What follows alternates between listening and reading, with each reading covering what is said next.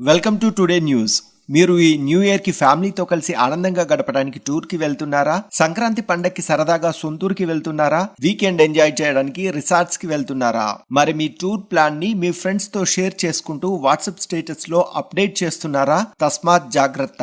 మీ ఇంట్లో దోచుకోవడానికి దొంగలకు మంచి అవకాశం మీ అంతటా మీరే ఇస్తున్నారని మర్చిపోకండి. మీ వ్యక్తిగత సమాచారంతో పాటుగా మీరు ఏ సమయంలో ఎక్కడ ఉంటున్నారో సామాజిక మాధ్యమాల్లో పంచుకోవడం ద్వారా దొంగలకి మీ ఇల్లు దోచుకోవడానికి మీరే సహాయపడిన వారవుతున్నారని మర్చిపోవద్దు. ఇదే విషయాన్ని వరంగల్ పోలీస్ కమిషనరేట్ కార్యాలయంలో ఏర్పాటు చేసిన ప్రెస్ మీట్ లో డీసీపీ సెంట్రల్ జోన్ దార కవిత ఐపీఎస్ నగరవాసుల్ని హెచ్చరించారు.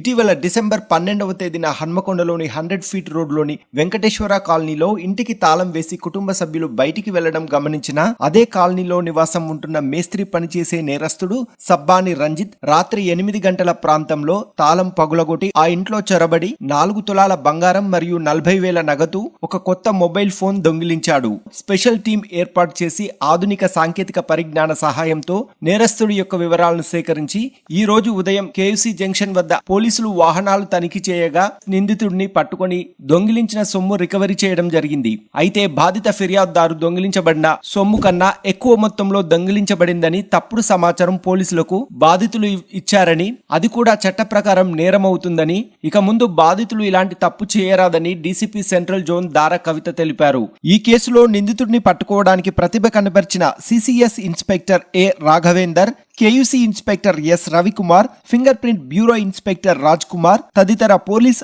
ఆఫీసర్లను DCP central zone Dara Kavitha మరియు police commissioner Shri Sanpreet Singh IPS అభినందించారు. సో కేయూసీపీఎస్ లిమిట్స్ లో రీసెంట్ గా జరిగినటువంటి హెచ్బి బై నైట్ ఏదైతే ఉందో ఆ కేసులో పట్టుకున్నటువంటి అక్యూజ్డ్ ని మీ ముందు ప్రవేశపెట్టడం జరిగింది. ఇది చూసినట్లయితే ఇతని పేరు సబ్బాని రంజిత్ అని చెప్పేసి, ఇతను 24 years old, father name Anjaiah. ఇతను ఏంటంటే మేస్త్రిగా పనిచేస్తాడు, మేసను. ఇతని ప్లేస్ చూస్తే ఆసిఫాబాద్ జిల్లాలో రేచిని అని విలేజ్, తాండూరు మండలం. అయితే రీసెంట్ గా ఇక్కడ వడ్డేపల్లి మన హన్మకొండ ఏరియాలో వచ్చి ఉంటున్నాడు. యాక్చువల్గా అక్కడ ఉన్నప్పుడు ఇతని తాండూరు రేచిని విలేజ్ లో ఉన్నప్పుడు అతను 9th క్లాస్ వరకు చదువుకున్నాడు. చదువుకున్న తర్వాత ఈ చదువు మానేసి మేస్త్రి పనులు ఈ పనులు చేయడం ప్రారంభించాడు. ఈ క్రమంలో 2019లో దేవి ప్రియ అనే ఒక అమ్మాయిని మ్యారేజ్ చేసుకున్నాడు. ఈ అమ్మాయి తమిళనాడుకి చెందినటువంటి వ్యక్తి. ఈమెని పెళ్లి చేసుకున్నాడు. తర్వాత సబ్సిక్వెంట్ గా 2020 నుంచి తాగుడికి అలవాటు పడి, అట్లాగే విలాసవంతమైన లైఫ్ స్టైల్ కి అలవాటు పడి అతను చేసే మేస్త్రి పనుల వల్ల వచ్చే డబ్బులు సరిపోక దొంగతనాలు చేయడం ప్రారంభించాడు. సో ఈ క్రమంలో మంచిర్యాలలో చేసిన ఒక దొంగతనంలో అరెస్ట్ అయ్యాడు. అరెస్ట్ అయ్యి జైలుకు కూడా వెళ్ళాడు.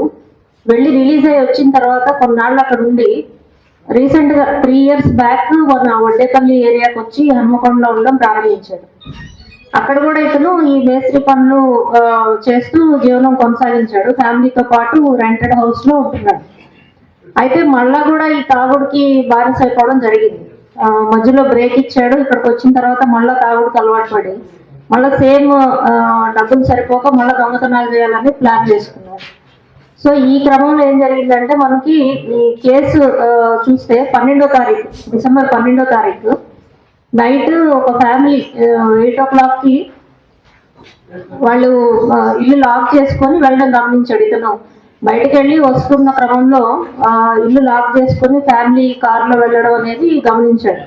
గమనించి వాళ్ళు అట్లా వెళ్ళిన వెంటనే ఇంటికి వెళ్ళి లాక్ బ్రేక్ చేసి ఇంట్లోకి వెళ్ళి అల్మరా ఉంటే దాన్ని కూడా బ్రేక్ చేసి అందులో ఉన్నటువంటి గోల్డ్, అట్లాగే క్యాష్, అట్లాగే మొబైల్ ఫోన్, ఇంట్లో ఉన్నటువంటి మొబైల్ ఫోన్, 4 బంగారు గాజులు, 40,000 రూపీస్ క్యాష్, అట్లాగే ఒక మొబైల్ ఫోన్ కొత్తది కూడా దొంగిలించడం జరిగింది. ఇవన్నీ తీసుకొని వెళ్ళిపోయాడు. సో వీటి మీద మనకి కంప్లైంట్ వచ్చింది కేయూసీపీఎస్ లిమిట్స్ లో. ఏంటి అని అంటే ఈ వెంకటేశ్వర కాలనీలో 100 feet రోడ్ దగ్గర ఉంటారు అనమాట ఈ ఫ్యామిలీ. సో వాళ్ళు కంప్లైంట్ చేశారు మనకి ఏంటంటే మా దగ్గర మా ఇంట్లో 25 తులాస్ గోల్డ్ ఆర్నమెంట్స్ 40,000 క్యాష్ అట్లాగే ఒక కొత్త మొబైల్ ఫోన్ కూడా పోయినాయి అని చెప్పేసి మనకు కంప్లైంట్ ఇచ్చారు. ఇచ్చినప్పుడు మనం ఎఫ్ఐఆర్ రిజిస్టర్ చేసి ఇన్వెస్టిగేషన్ స్టార్ట్ చేసాం. CP Warangal Sanpreet Singh sir IPS వాళ్ళ సార్ యొక్క ఆదేశాల ప్రకారం మన క్రైమ్స్ అడిషనల్ డీసీపీ బాలస్వామి గారు, అట్లాగే ఏసీపీ క్రైమ్స్ సదయ్య గారు, అట్లాగే వాళ్ళ సిసిఎస్ టీం అందరూ కూడా ఇన్స్పెక్టర్స్, అట్లాగే మన ACP Hanumakonda, KVC inspector Ravikumar వీళ్ళందరూ కూడా టీమ్స్ గా ఫామ్ అయ్యి ఇన్వెస్టిగేషన్ అనేది ప్రారంభించడం జరిగింది. అక్కడ ఉన్నటువంటి క్రైమ్ సీన్ లో ఉన్న ఆధారాలు అట్లాగే మొత్తం టెక్నికల్ ఎవిడెన్స్ అంతా కూడా వెరిఫై చేసి ఇన్వెస్టిగేషన్ అనేది చేశారు.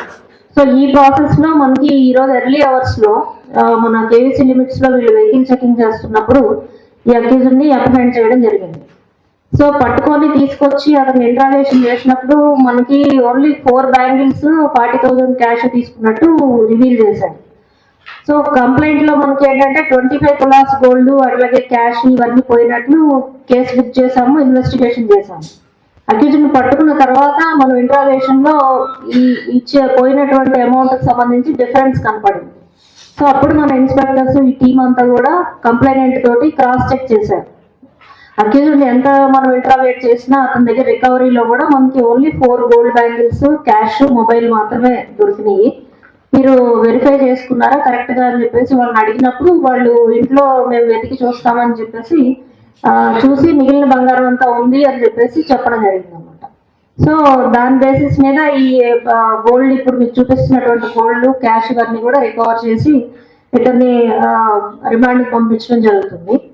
సో ఈ సందర్భంగా ఏంటంటే ఇది గ్రేవ్ ప్రాపర్టీ అఫెన్స్ గా మేము నమోదు చేసుకొని ఇన్వెస్టిగేషన్ చేసాం. 25 తులాస్ గోల్డ్ అట్లాగే క్యాష్ ఇవన్నీ పోయినాయి అని చెప్పేసి. సో ఈ కంప్లైంట్ ఏంటంటే కొన్నిసార్లు ప్రజలు ఏం చేస్తున్నారంటే మన దగ్గర పోయింది 10 లక్షలు పోయినాయి అని చెప్తే కనీసం 1 లక్ష రూపాయలైనా దొరికితే ఇస్తారు అని అనుకుంటున్నారు. కానీ అది ఒక మిస్కన్సెప్షన్ అనమాట. దొంగతనంలో నిజంగా ఎంత పోగొట్టుకున్నారో బంగారం కానీ, డబ్బులు కానీ, లేకపోతే ఏ ఐటమ్స్ అయినా కానీ ఎగ్జాక్ట్ గా ఎంత పోగొట్టుకున్నారో అంతే మన కంప్లైంట్ ఇవ్వడం వల్ల కేసు కరెక్ట్ లైన్స్ లో బుక్ చేయడం జరుగుతుంది. ఇన్వెస్టిగేషన్ చేసే వాళ్ళకు కూడా కరెక్ట్ గా చేయడానికి అవకాశం ఉంటుంది. ఎందుకు అనంటే ఇప్పుడు పోయిన ప్రాపర్టీ గురించి క్లారిటీ లేకుండా ఇవన్నీ కూడా ఇవ్వడం వల్ల మిస్లీడ్ అవుతారు అనమాట ఐఓస్ కూడా. సో కరెక్ట్ ప్రాపర్టీ లాస్ట్ ఎంత అనేది ఇవ్వాలనేది ప్రజలకు ఈ సందర్భంగా సూచిస్తున్నాము.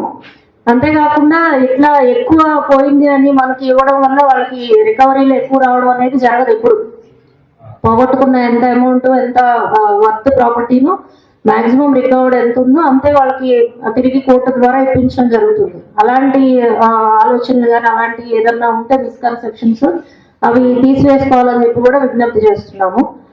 అంతేకాకుండా ఇట్లా ఫాల్స్ ఇన్ఫర్మేషన్ అంటే misleading investigation authority by giving false or fake information అనేది ఒక గవర్నమెంట్ సర్వెంట్ ని మిస్లీడ్ చేయడం కానీ, లేదా ఒక క్రైమ్ కి సంబంధించి ఒక అఫెన్స్ కి సంబంధించి తప్పుడు సమాచారం ఇవ్వడం కానీ ఇవి చేయడం ద్వారా ఏంటంటే మన బిఎన్ఎస్ లో 217 అట్లాగే 240 సెక్షన్స్ కింద శిక్షార్హులు అనమాట. వీళ్ళని 1 సంవత్సరం నుంచి 3 సంవత్సరాల వరకు కూడా అరెస్ట్ చేయడానికి అవకాశం ఉంది. జైలు శిక్షకి వీళ్ళు పనిషబుల్ అఫెన్సెస్ అనమాట ఇది. సో ఈ రకంగా చేయవద్దని చెప్పేసి ప్రజలకి విజ్ఞప్తి చేస్తున్నాము. కరెక్ట్ గా ఎగ్జాక్ట్ డీటెయిల్స్ తోటి కంప్లైంట్ ఇవ్వడం ద్వారా మనకి కేసు గట్టిగా ఉంటుంది. కోర్టు ద్వారా కూడా ఎలాంటి ఇబ్బందులు లేకుండా రికవర్డ్ ప్రాపర్టీ రిటర్న్ అవడానికి అవకాశం ఉంటుంది. సో ఈ కేసులో తక్కువ సమయంలోనే మనకు 12వ తారీఖు కేసు రిజిస్టర్ అయింది లేట్ నైట్ కంప్లైంట్ బేసిస్ మీద.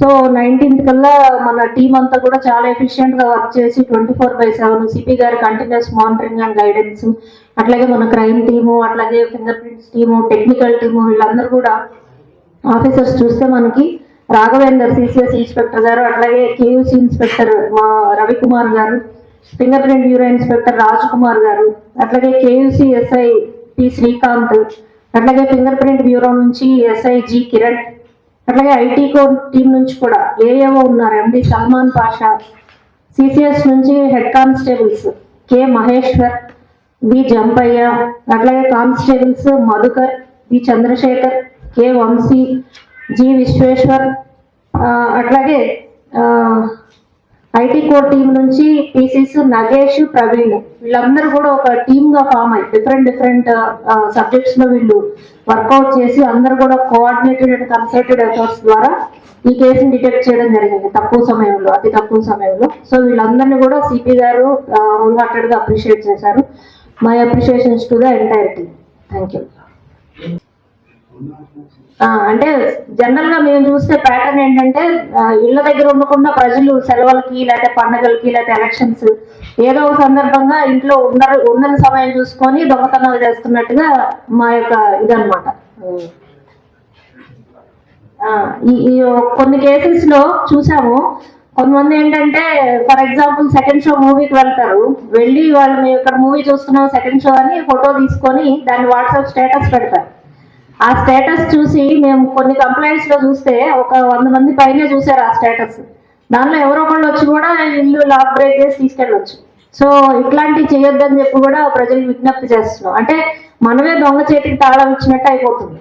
సో మనం లేవు ఇంట్లో అనేది క్లియర్ గా పెడుతున్నాం అనమాట.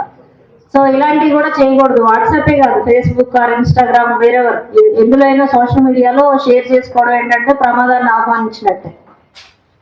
మేడం, ఇది హన్మకొండ పోలీస్ స్టేషన్ నుంచి గంజా స్మగ్లర్ తప్పించుకొని దాదాపు 10 రోజులు అవుతుంది. ఇప్పటి వరకు వారు ఆచూకీ